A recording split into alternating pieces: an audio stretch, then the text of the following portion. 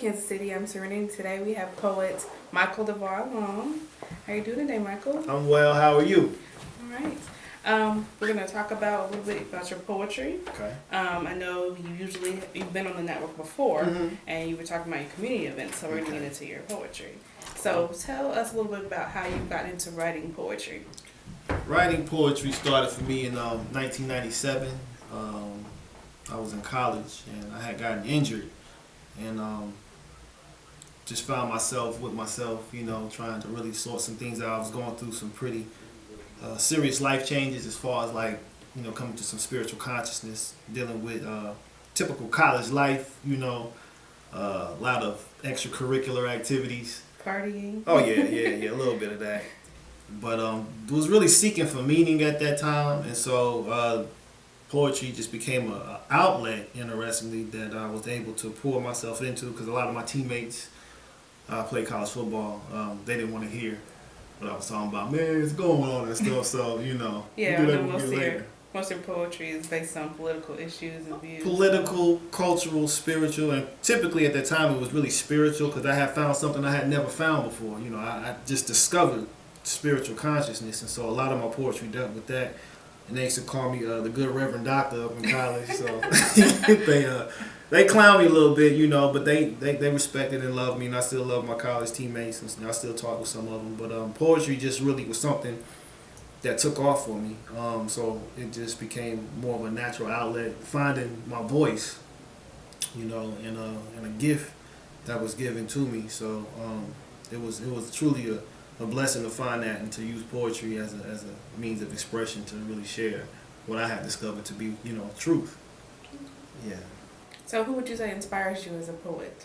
My poetry is inspired by the likes of Amiri Baraka, certainly, Hakeem Madhabuti or Don Lee, who was a Black Power poet during the Black Arts Movement, shall I say, with Amiri Baraka. You can go back to Langston Hughes, Melvin Tolson, which was a poet from Moberly, Missouri, who was the main character of the movie The Great Debaters, the instructor. Oh, okay. He was actually a Harlem Renaissance poet. Melvin Tolson from Moberly, big influence. Of course, you got like Saul Williams, Queen God Is, Omi Congo Debanga out of Maryland. My sister, oh my goodness, out of Detroit. She's been here a couple times. I forgot her name. She's Care Moore, Jessica Care Moore. Yeah. Sonny Patterson is, another definitely inspiring poet. And then locally, of course, Bonafide G, Gino Morrow being from Kansas City, Lou Moulton, two more elder statesmen that have been mentors and big inspirations for me are Lloyd Daniel and Maurice Copeland. So I really appreciate their voice and their views and the way that they put their truth into their writing and really, move people with their poetry. Mm-hmm. Yeah, it has to be moving for me to really be inspiring. I like substance, you know what I'm saying? I've done my share of erotic poetry in the past, but, I've gotten to a state. I never did erotic. Back in the day, single days, Oh, okay. But, yeah, I mean, poetry, as I've looked at it, historically, it really has a role of bringing change, so that's kind of why I write now.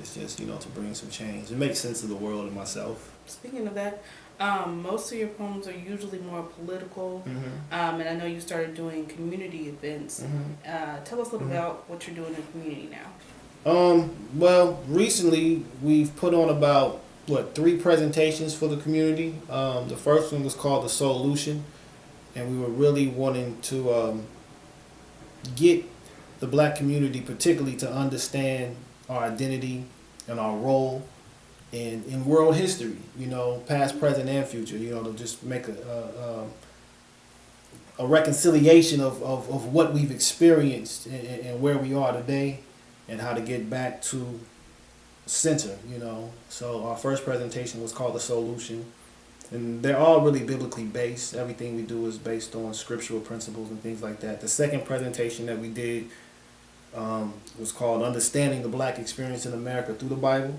And so we looked at the history of our experience, particularly in America, and how prophetically and historically that lined up to demonstrate who we are, as identified by the Bible.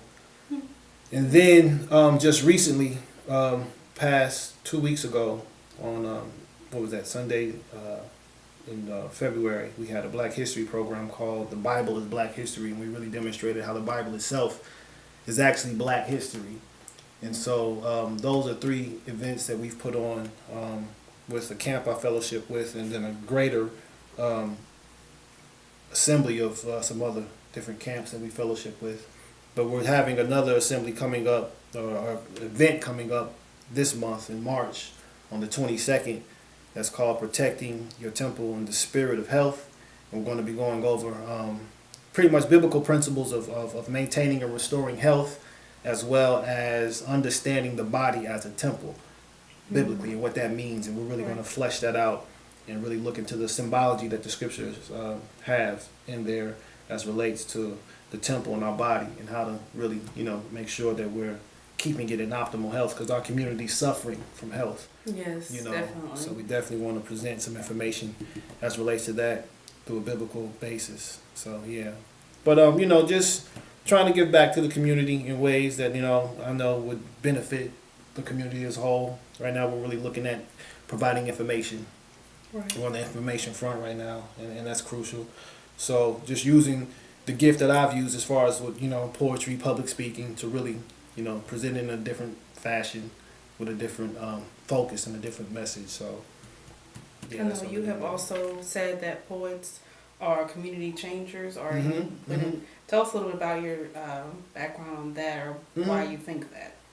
I mean, you can look throughout history, particularly there's a movement you can look at all the movements that have been involved, as far as even in America, Harlem Renaissance, the artists, visual artists, dance, but poetry, particularly in the Harlem Renaissance, is what stands out, with Langston Hughes, Countee Cullen, Richard Wright, these Richard Wright's my favorite. definitely these poets use their voice to combat the negative stereotypes and images of Black Americans during the 20s and 30s, and poetry was a major fulcrum of change for that. Then you can fast forward to the 60s, and you can look at the Black Arts movement with Amiri Baraka, Sonia Sanchez, Nikki Giovanni, so on and so forth, Hakeem Matabuti, who was Don Lee. They did the same thing. Right. But this is not just limited to America. When you go to the west coast of Africa, and you look at the Francophonic speaking, or the people where France colonized Africa, there was a negritude movement that was founded by a man named Aimé Césaire, who just passed about 2, 3, maybe 4 years ago. But he used surrealistic poetry, which Andre Breton, I believe he was of France, came up with, and he just challenged the whole structure of poetry from a Western perspective. How they had pretty much dominated the mindset, the ideologies of African peoples. The French influence dominated the African people, but they used poetry to break the mold and really get back to an indigenous ideological perspective. And so poetry has been used all over the world to challenge the status quo. Right.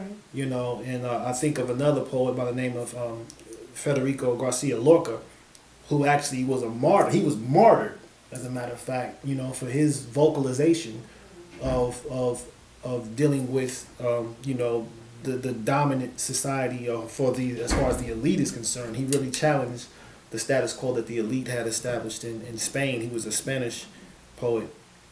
And so, to me, poetry has always been an agent of change, and you look even in scripture, the prophets are considered poets, and I have a poem that talks about that, the Book of Psalms, indeed. I mean, but even the prophetic books, when you're dealing with the utterances of the prophets, it's almost poetic when you hear it in its indigenous language. When you hear it read in Hebrew, there's a flow to it, and it's just a beautiful language. Hebrew is just a beautiful language, but when you really see that they are inspired to write and to speak, which is poetry in its purest, you can kind of see that carry over into spoken word, and even if you go to the root of spoken word, which are the Jelles or the griots of West Africa, you know, you have these entertainers. They're not entertainers so much, but they're historians who use poetry to capture the history of their village and to tell stories down to future generations. The griot, which was the spoken word artists, the djembes, you know, they played all their dancers even,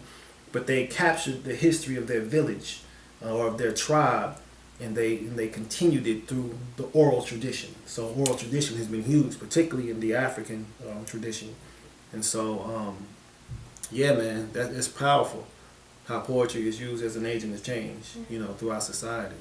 So definitely. What upcoming projects do you have going on with poetry? I know you were doing something with within the hip hop community as well. Can you tell us a little bit about that? Yeah, poetry first. I was working with Prospero's bookstore. Jason Reinberg in particular, we were going to do a book. I was going to work with them to publish a new book. But I think I'm going to go a self-publishing route. I'm thinking more of that route right now, in all honesty. So I'm in the process of putting together my 5th self-published book. So I think I'm going to do that. Do you have a name for that book? I do. Oh, you're going to wait on it? Yeah. You can check out Pensurrection, though, on Amazon.com. That's my previously published book, Pensurrection. Like insurrection, but Pensurrection. So you can look it up on the Michael DeVar Long on Amazon.com. So I'm working on a new book. I got pretty much it all the poems selected. I just got to format it right now. I'm also working on a book of essays that I've compiled, I've written over this past year, maybe past 3 years. And so it's going to be a 2-volume work, actually. So that's in the process of coming out hopefully this year. I have Gino Morrow writing the introduction to the book of essays. And so that should be out hopefully sometime this year. I know you was working on some project with some people out of town, writing some letters or something. Yeah, like that's with my my comrade, Minister Paul Scott out of North Carolina. It's called Black Talmudim. And we are pretty much just the vanguard of really preserving hip-hop culture and really keeping hip-hop more rooted and not exploited like it's been, you know, like with series like Empire and what it's doing with the community.